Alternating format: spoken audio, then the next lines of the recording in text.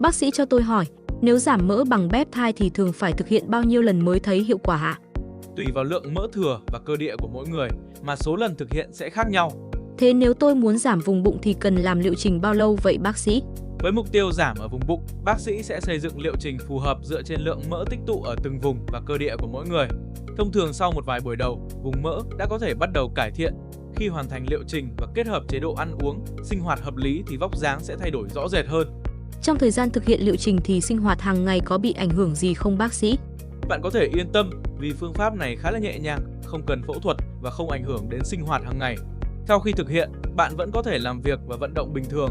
Tuy nhiên, để đạt hiệu quả tốt hơn, bác sĩ vẫn khuyến khích duy trì chế độ ăn uống và sinh hoạt hợp lý. Follow kênh bác sĩ ngày hôm nay để cập nhật thêm nhiều kiến thức về giảm mỡ nhé!